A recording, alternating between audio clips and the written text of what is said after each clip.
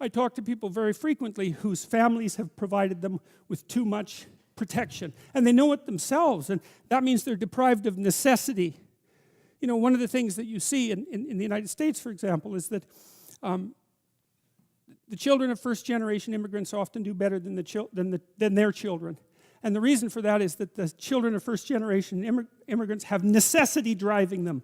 And you don't know how much you need necessity to drive you, because maybe you're not very disciplined. And if a catastrophe doesn't immediately befall you if you don't act forthrightly today, then maybe you never act forthrightly, right? Because the gap between your foolishness and the punishment is lengthened by your unearned wealth, and so you never grow up and learn, and you have to get yourself away from your dependency in order to allow necessity to drive you forward. And that's to become independent and to become mature.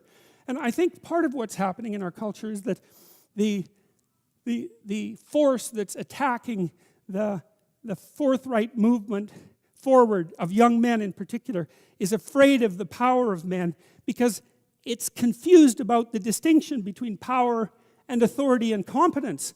Like a man who has authority and competence has power as a byproduct, but the authority and competence is everything. And people who can't understand that fail to make the distinction between power and authority and competence, and they're afraid of power, and so they destroy authority and competence. And that's a terrible thing, because we need authority and competence. What else is going to allow us to prevail in the long run?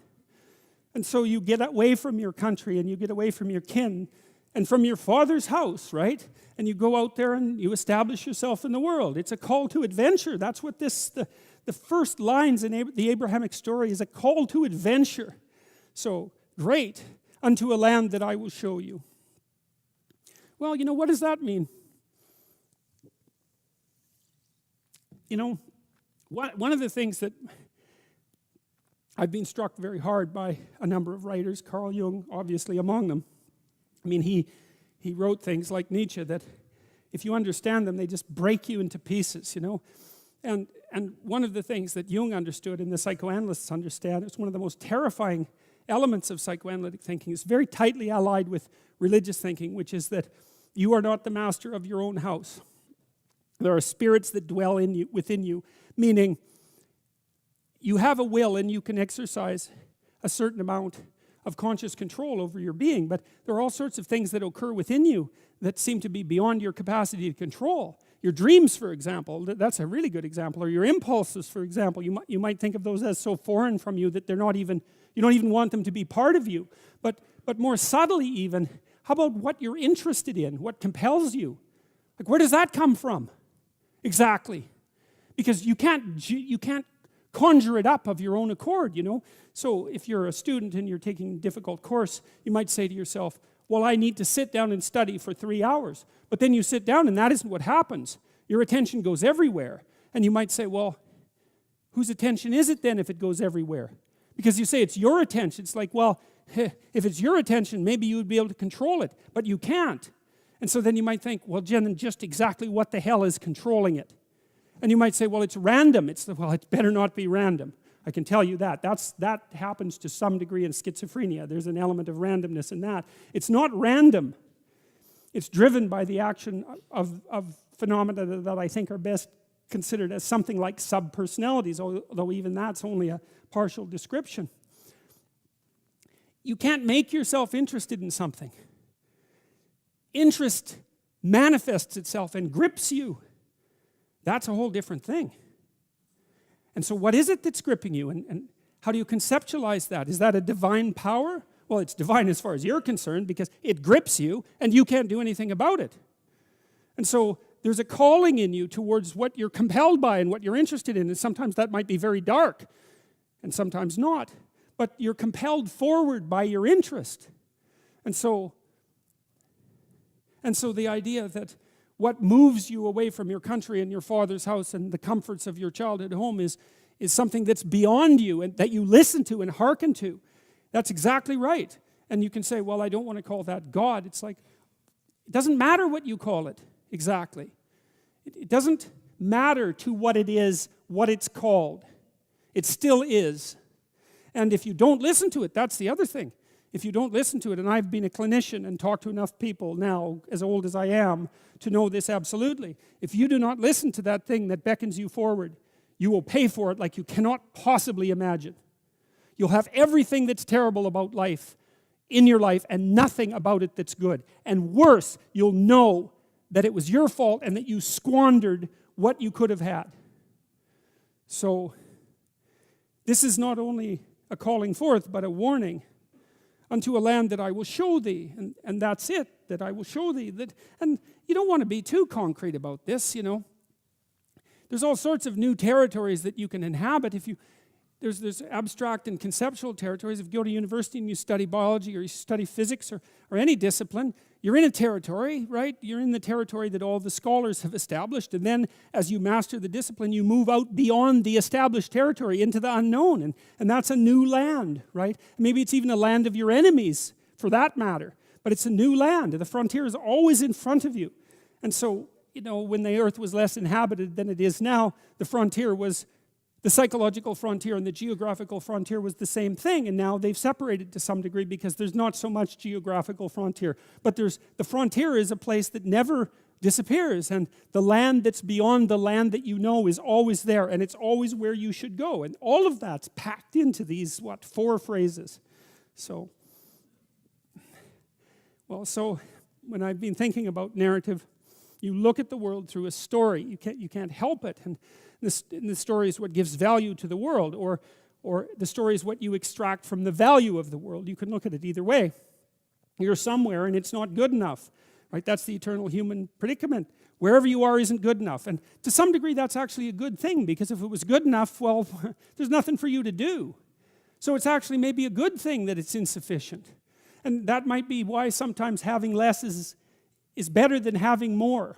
And I don't want to be a Pollyanna about that. I mean, I know that there's deprivation that can reach to the point where it's completely counterproductive. But it isn't always the case that starting with little is, if you start with little, you start with more possibility. It's something like that. So you move always from what's unbearable about the present to some better future, right? And if you don't have that, then you have nothing but threat and negative emotion. You have no positive emotion, because the positive emotion is generated in the conception of the better future and then the evidence that you generate yourself that you're moving towards it. That's where the positive and fulfilling meaning of life comes. So you want to set up this structure properly. It's very, very important. And so what it means is that you want to be going somewhere that's good enough so that the going is worth the while. And you can ask yourself that, and that's partly what we tried to build into the future authoring program, which is, well, we know what's wrong with life. It's rife with suffering and insufficiency and deception and evil. It's all of that, obviously. Okay, what would make the journey worthwhile? Well, you can ask yourself that. It's like, all right, in order to bear up under this load, what is it that I would need to be striving to attain? And if you ask yourself that, that's to knock and the door will open. That's what that means. If you ask yourself that, then you will find an answer, and you'll shrink away from it. You'll think, well, there's no way I could do that. It's like, well, you don't know what you could do. You don't know what's possible. And you're not as much as you could be. And so God only knows what you could do and have and give if you sacrificed everything to it.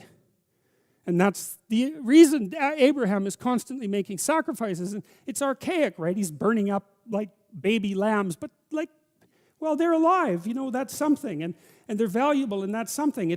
You have to admit, even if you think about it as a modern person, that the act of sacrificing something might have some dramatic compulsion to it.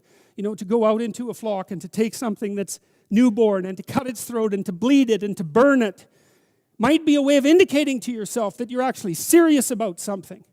And it isn't so obvious that we have rituals of seriousness like that now. And so it's not so obvious that we're actually serious about anything. And so maybe that's not such a good thing. And so maybe we shouldn't be thinking that these people were so archaic and primitive and superstitious. It's possible that they knew something that we don't. And certainly in the Abrahamic stories, one of the things that maintains Abraham's covenant with God is his continual willingness to sacrifice. And that sacrificial issue is so important, because you are not committed to something unless you're willing to sacrifice for it. Commitment and sacrifice are the same thing. And I think it's It borders on miraculous that those concepts are embedded into this narrative at the level of dramatic action, instead of abstract explanation. People are acting this out. And the fundamental conception is so profound that it's really quite awe-inspiring. It's breathtaking, really, when you understand what message is trying to be conveyed. You have to make sacrifices. And what do you have to sacrifice? You have to sacrifice that which is most valuable to you currently that's stopping you. And God only knows what that is. It's certainly the worst of you. It's certainly that. And God only knows to what degree you're in love with the worst of you. So you move from the unbearable present to the ideal future. And you can't help that. You have to live in a structure like that. That's your house. That's another way of thinking about it. And if you want to get your house in order, and if you want it to be a place that you can live properly, then you have to plan the future that is perfect. And then I think, well, what does that mean? And it means it's good for you, right? And one of the things that I do all the time with my clinical and consulting clients is try to figure out what would be good for them. But we do more than that. We try to think, okay, well, how can we set this up so it's really good for you, and that all the side consequences of that are things that are good for other people? And so, because people are often also timid about trying to get something that's good for themselves because they feel that it's selfish or that they don't deserve it. So we set it up so that, well, look, we're going to set it up so that it's plainly obvious that this will not harm the structure of the universe. For you to have what you need and to do it in a way that's of benefit to other people. There's no downside to